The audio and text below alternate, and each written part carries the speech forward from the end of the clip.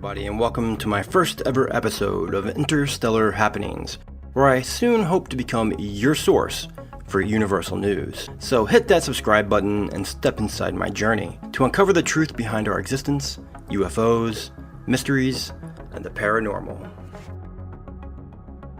Today I have for you a little older topic with some recent renewed interest, as just last week 3 U.S. senators, including Senate Intelligence Committee Vice Chairman Mark Warner and President Trump, were briefed by the Defense Department receiving classified information about UFO sightings as part of what appears to be a heightened effort and renewed government interest on the topic of UFOs, informing them on the recent naval encounters with unidentified aircraft, as the Navy has reported an increase in encounters with unidentified flying aircraft over recent years.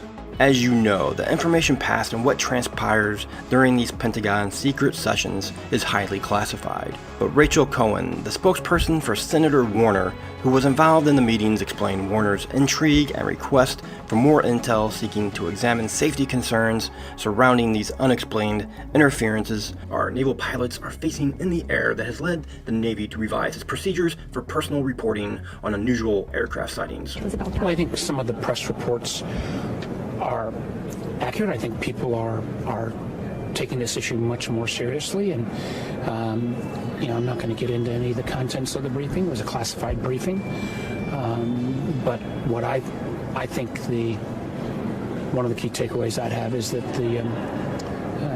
the military and others are taking this issue seriously, which I think in previous generations may not have been the case.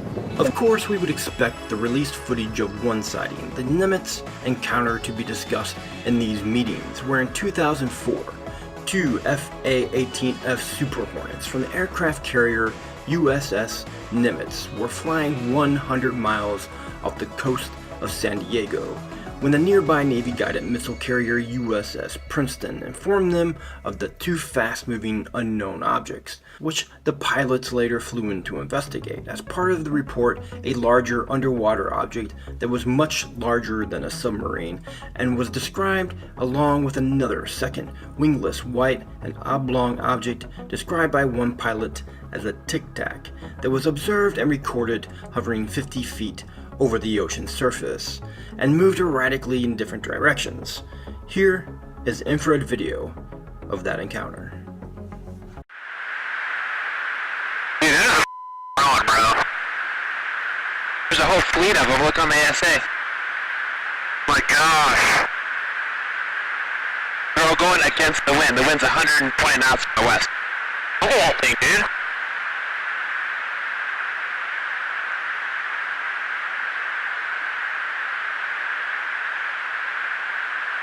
That's not our LNS though, is it? It's not. That is the LNS, dude. Well, if there's like... Look at that thing! It's rotating.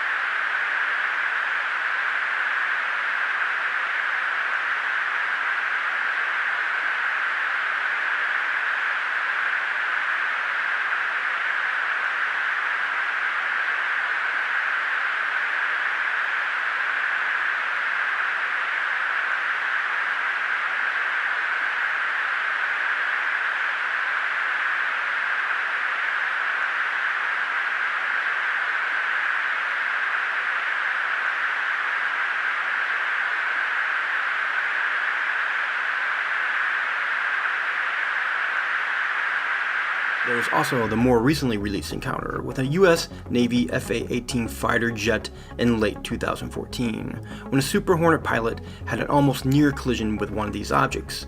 An official mishap report was filed. Some of these occurrences were documented on video, including one taken by the plane's camera in early 2015 that shows an object zooming over the ocean waves as pilots question what they are watching.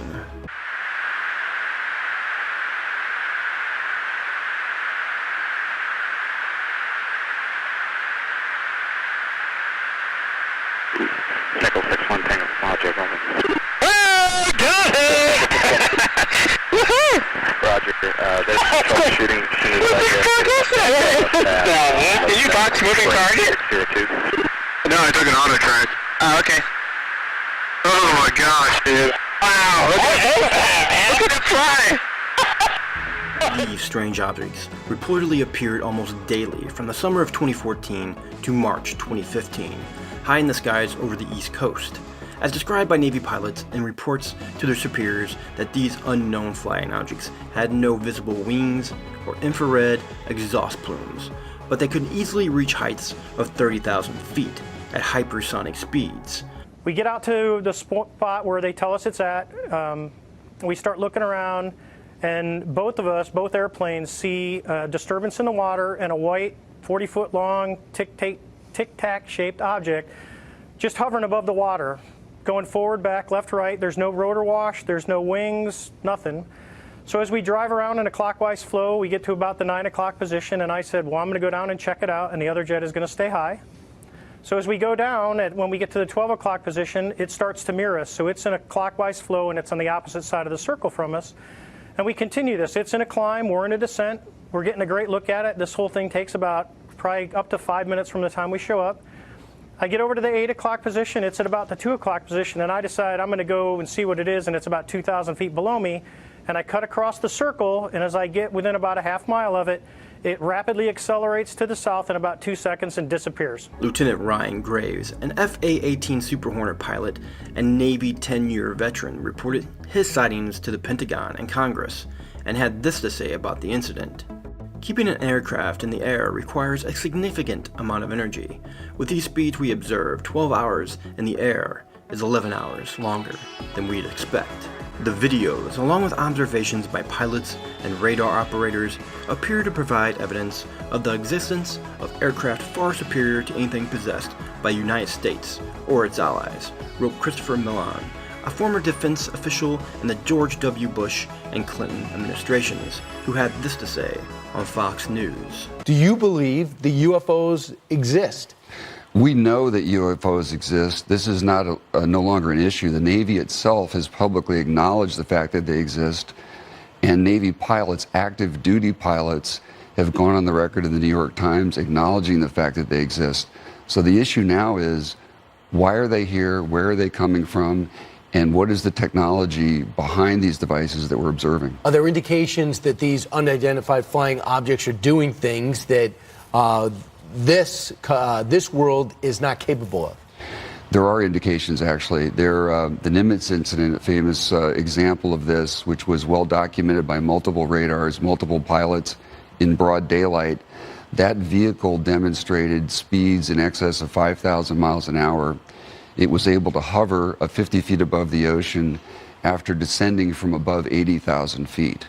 So the pilots who are observing these craft are absolutely mystified. Since the Navy program began, military officials have reportedly briefed President Trump and other government officials on the sightings. At the moment, more classified security briefings on this subject are currently being requested as more news surfaces. During an interview with ABC News' George Stephanopoulos, President Trump didn't seem to be convinced of the existence of UFOs flying through our atmosphere, having this to say. I think it's probably, I want them to think whatever they think. They do say, I mean, I've seen and I've read and I've heard, and I did have one very brief meeting on it, but people are saying they're seeing UFOs. Do I believe it? Not particularly. Do you think you'd know if there were evidence of extraterrestrials? Well, I think our great pilots would know. And some of them really see things that are a little bit different than in the past. So we're going to see. But we'll watch it. You'll be the first to know. So what do you think of these sightings? Has the Earth been visited by a highly intelligent race of aliens who have traveled light years with technology vastly more advanced than our own? Or do you believe another country has developed something far superior that at this time we just don't understand? Leave a comment below, and don't forget to hit that subscribe button and bell for more interstellar happenings.